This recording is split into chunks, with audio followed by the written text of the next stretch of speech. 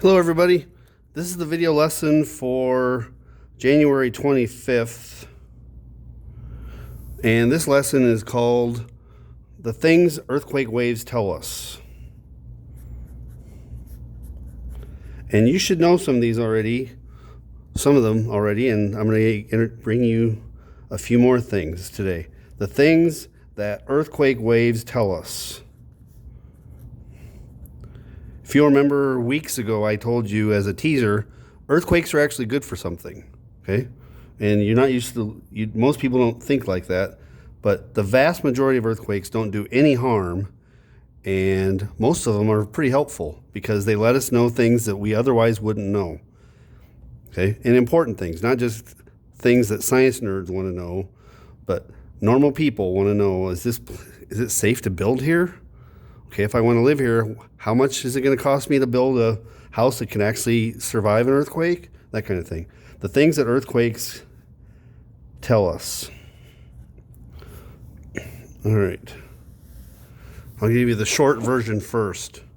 And you have a quiz coming up in the near future, hint, hint. All right. Earthquakes can tell us where faults are.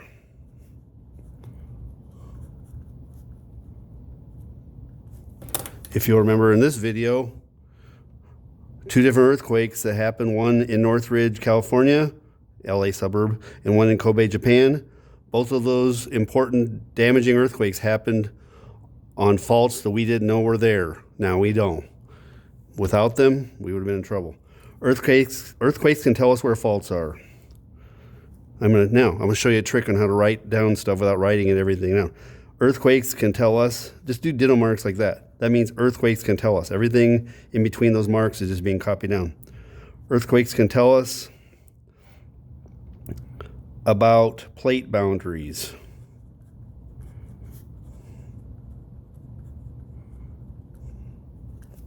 Like this. We use earthquakes to tell us, oh, that's what subduction is. There's a plate being destroyed here. All those little red dots were what gave away the secret. That's from the lesson when Mother Nature tipped her hand. Okay? Earthquakes can tell us where future earthquakes will be. Will happen. All right. Now, and the last one, earthquakes can tell us about the Earth's interior, like the core.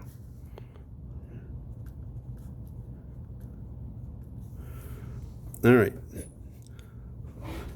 Now, you're going to need to put on your 3D part of your brain, the part of your brain that you can think not just flat, okay? Some of you that are good at video games will understand this part better, okay? We're going to be talking about what's down inside the Earth. Now, the lesson you just had was about the different kinds of waves. You saw P waves and you saw S waves. Okay? Here's an important thing. P waves and S waves are different. So write it like this. S waves cannot travel through liquids.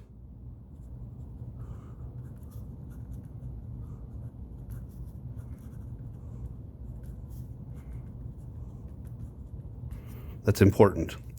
P waves can. P waves can travel through solids and liquids. Why would that matter? Parts of the Earth inside are liquid, and parts of them aren't. So it isn't us just guessing on what's inside the Earth. The earthquake waves tell us. Okay? shadow zones.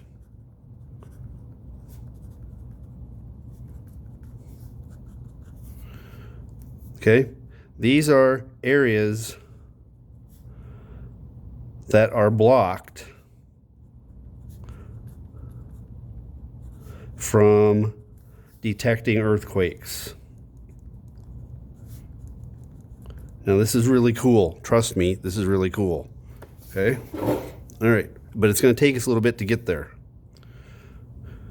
All right, so we've talked about the Earth's core being round, which makes sense, but I even gave you the dimensions of it, okay? And you see the dimensions. How do we know how big it is? How do we know what it's made out of? Earthquakes. All right. Remember I told you the entire planet has been wired to detect nuclear tests, okay? Everybody knows when anybody blows up something big. I shouldn't say, but all the countries in the world are sensitive to nuclear testing, okay? Trust me, when North Korea did some illegal tests, everybody was very, very on edge about it, okay? And when the leader of North Korea was going to, make a big deal out of it, we already knew he had done the test. We knew where the tests had been done. We knew about how powerful it was. We even could tell him, hey, dude, we know it was a fizzle. We know it didn't work as well as you thought. So we kind of took the pizzazz out of the nuclear tests and the fear that it was supposed to generate. Okay, how did we know all that? Because we have the world wired to detect vibrations, and we detect about 1 million earthquakes a year too. Now, you need to draw this. It does not have to be a perfect drawing. Okay, I'm a decent artist. We'll see how these circles come out. Here's the Earth. I'm just going to do a rough circle here. That's not perfect. Okay, and almost all the textbook diagrams will put the earthquake up here at the top of the diagram. Okay, this doesn't have to be the North Pole. This is just at the top of a circle. You're looking at the Earth, looking down. Okay, that's where the earthquake's going to be. Deep inside the Earth, the core is there. Okay. Now, earthquake waves spread out from where the earthquake happened. It's called, the spot where it actually happens is called the focus. Okay, we'll talk about that later, not today. Okay, but that's the spot the earthquake broke, and the vibrations travel outward. Okay, don't get ahead of me. Notice these came down. Those are the last ones that made it. Okay, any of the other ones that hit the core are stopped. Okay, these are the S waves. Tell yourself S waves. Remember, those are the ones that are moving like this, like a sidewinder rattlesnake. Okay, they were the cooler ones, in my opinion, when we did that video on the locker bay. Okay, they're shearing. These are all S waves. But S waves cannot travel through liquids, and the outer core of the Earth is liquid iron. Okay, it stops them. So you don't have to use colors. I'm going to use colors because it's cool. Okay, nobody down here, no matter how good their seismographs are, their bomb detecting equipment, okay, nobody down here is going to detect an earthquake that happened over there. This is called the S wave shadow zone. S wave shadow zone. Okay, now I don't know how well you can think three-dimensionally, but if the earthquake was at the bottom on this side of the Earth, the people over here wouldn't feel it. Okay, if the earthquake was over here, the people over here wouldn't feel it. Okay, it's being blocked by this core that we can't see but we can detect. Now, I'm going to draw the same size of Earth over here.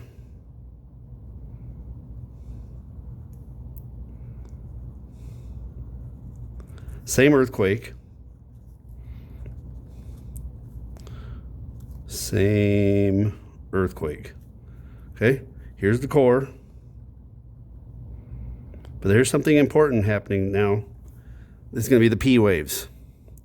Okay, they happen at the same time the S waves happen, but they're faster. These are the ones that are vibration, that are compression. Okay, they're much faster, much less destructive. They travel out, okay, from the focus of the earthquake.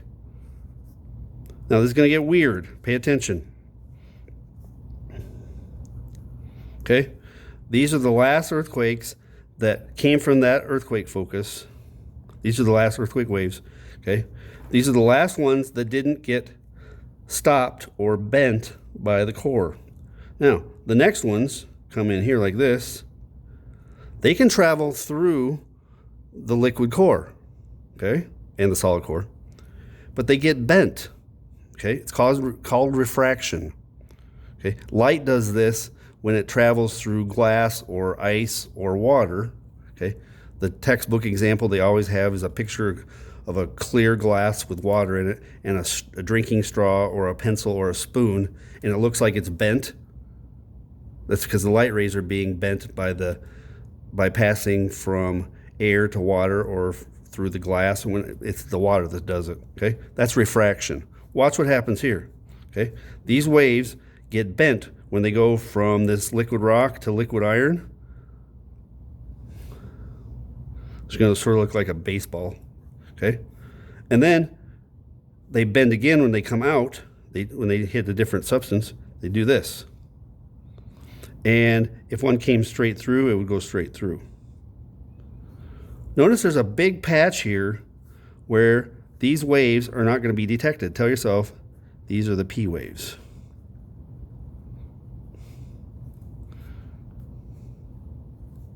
P waves. Okay? Same earthquake.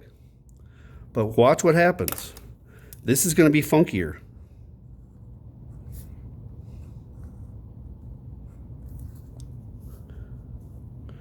This is the P wave shadow zone. P wave shadow zone. Now, think three-dimensionally. I keep talking about that. Here's why I'm saying that. P wave shadow zone. It isn't two spots. Think three-dimensionally. This is a ring. Okay, I've saved this till now. Can you see this little, it's just a styrofoam ball that I've marked with a Sharpie. If the earthquake is up here, okay, now I'm going to turn it. So the earthquake's up at the top. Look at the shadow zone. Okay, keep track. If the earthquake's focus is at my fingertip, see what the shape of the shadow zone is on the other side of the world? Okay, it's a ring. So here's what that is telling you. There's a ring-shaped shadow zone for every earthquake spot where people on the other side of the world will not be able to detect that earthquake because the core got in the way. Okay? So tell yourself,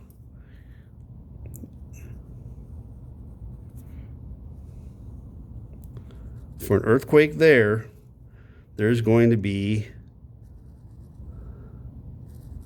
I'm going to do it in red. That's the P and S waves. I just wave. P and S wave shadow zone. It's a combination. Nobody in this ring will be able to detect that an earthquake in that spot. Now, here's the next step I need you to make mentally. Every spot on Earth has its own shadow zone on the other side of the world. Can you kind of picture that like a mispainted billiards ball? Okay, where, you know, the stripes? Like this one came through the painting process, but somebody forgot to do the other stripe. Okay, so no matter where the earthquake is, the people on the other side of the world in a ring would not detect that earthquake. Now, see that shape of that P and S shadow zone? That's the shadow shape generated by a round core that lets waves come through the bottom. Okay? a spherical core that lets waves come through, but it shoots them out the bottom, makes a weird ring-shaped shadow instead of a circle, instead of a solid ring, instead of a solid circle shadow. Okay, all right. Now, nobody in this ring-shaped zone would detect that earthquake. Now, how am I doing on time? Over 15 minutes already. Okay, now, so to boil that down, let me do some examples. Examples. Here, right, more circles. Great. Okay, so if the earthquake is here, nobody over here is going to detect it. Okay.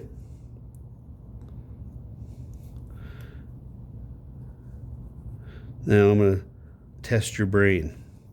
What if the earthquake was exactly opposite you on the other side? That's supposed to be that's a ghost X. Okay. Tell yourself ghost X.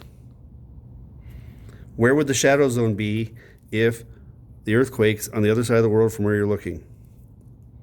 It'll be like this.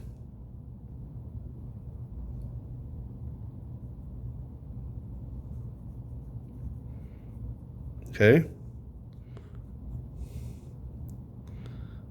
Not very well drawn. There, I'll try to fix it a little bit. Okay. Last one. What if the earthquake is right in front of you? Where would the shadow zone be for that? You can't see it, but you know it still exists. It would be on the other side of the world as a ghost ring.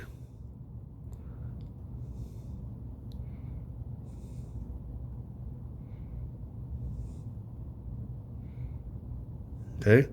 Hopefully that makes sense. I'm up to something in telling you all of this. Okay? You know I'm always up to something. Okay? Tell yourself that's a ghost ring. It's a ghost shadow zone. All right, now, make sure that X is nice and dark. You think, okay, thanks a lot, Fiscus, but why does that matter? What about Albert Lee? This is all about us, right? All right, look at this. You don't need to draw this, okay? I did the figuring for you. This is a well-drawn circle I made with Albert Lee at the correct latitude on the other side of the world. Notice it says Albert Lee backside. Make this a little bit bigger. Okay? So you're looking through the world. Albert Lee's on the backside. And here would be our PNS shadow zone. This is the equator. Okay? And the place opposite of Albert Lee is called its antipode. Every place in the world has an antipode. Like the antipode of the North Pole is the South Pole. That's the obvious, easy one. Okay? The antipode will be in the center of the PNS shadow zone. Okay? The antipode would be right there for an earthquake over here. Okay? So here's a side view of the same earthquake. So if Albert Lee had a major earthquake detected by people around the world, or if somebody blew up a nuclear bomb under Albert Lee, it'd be detected. Okay? Albert Lee is now on this edge. Okay? So here's a side view. Okay? So nobody here in this stripe would be able to detect a major explosion or earthquake in Albert Lee. There's nothing wrong with their equipment. They'd be detecting earthquakes in other places, but these people here would not detect an earthquake or a nuclear bomb there. That's all I'm saying. All right, now, did I leave myself enough time for this story? Okay, this is from 1994. That was a big year. Okay, so 1994.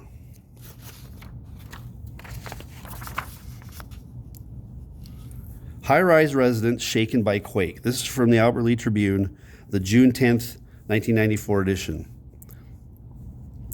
As they were quietly pursuing activities in their Albert Lee apartments, residents of the senior citizen high-rise felt an unmistakable sense that something was wrong Wednesday night.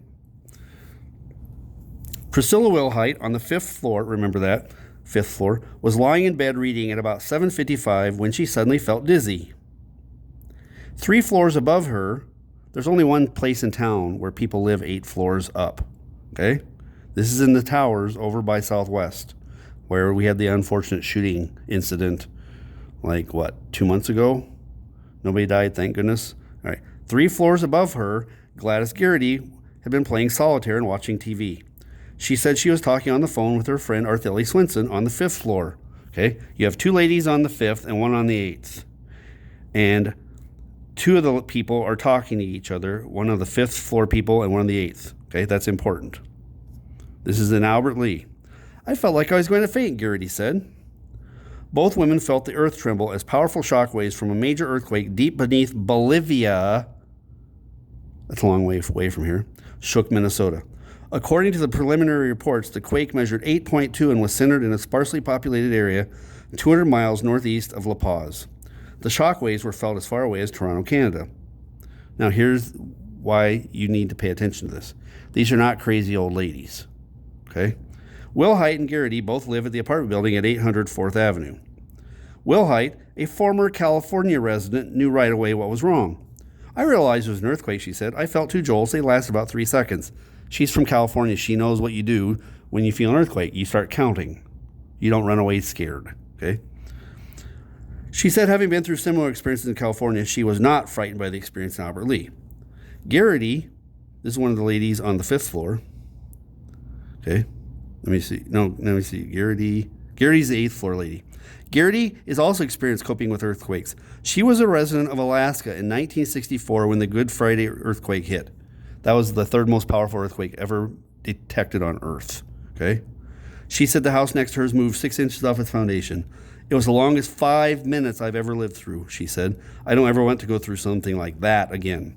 Wednesday night, she felt the tremor hit and saw a chair in her apartment move. Okay, this is not, things crashing to the ground or anything like that. She saw a chair in her apartment move.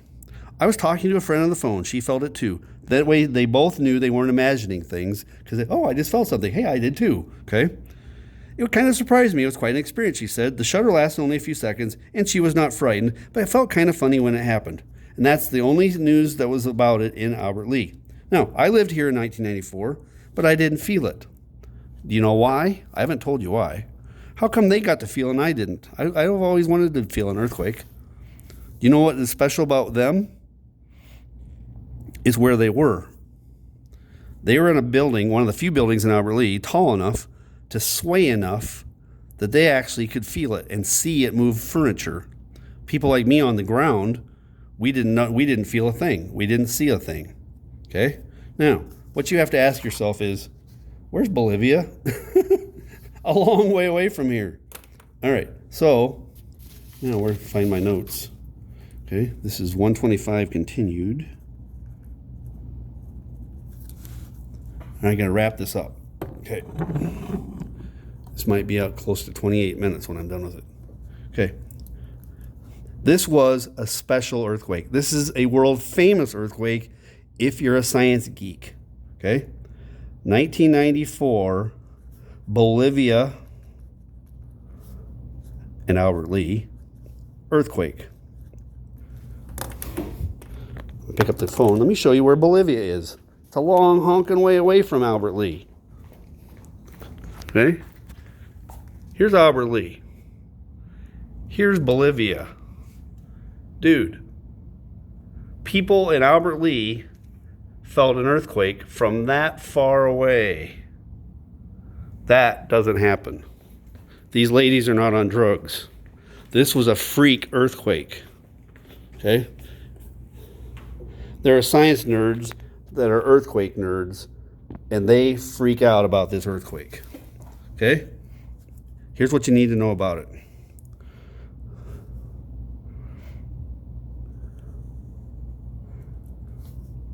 Here's Albert Lee. Here's Bolivia. the vibrations traveled through the earth and came back up. Did you notice in the newspaper article it said that it was felt as far away as Toronto? Okay. The Twin Cities had a bunch of people feel it. Okay. It happened at 7:36 our time, 7:36 p.m. on 6/8/94. Okay. It was felt in Albert Lea at 7:55. That is incredibly fast. That's 19 minutes. Okay. That is amazing. Now, here's what we know. Okay. It traveled about 12,000 miles per hour, if I'm remembering right. Okay. The earthquake waves traveled, I'm doing this from memory, 4,000 miles in 19 minutes. That's honking fast. Now, the reason it was special was, okay, this earthquake happened, it was an 8.2. That's very, very powerful. 8.2 and very, very deep. I think it was one of the deepest earthquakes we've ever detected. Okay? It was 375 miles deep. Ordinarily, there's nothing hard, solid enough to break that deep. Very deep. 375 miles deep. There's funky stuff happening underneath South America for that earthquake to do that. Okay? This was the top story in the Star Tribune in the Twin Cities. This is an old photocopy of that newspaper. Okay?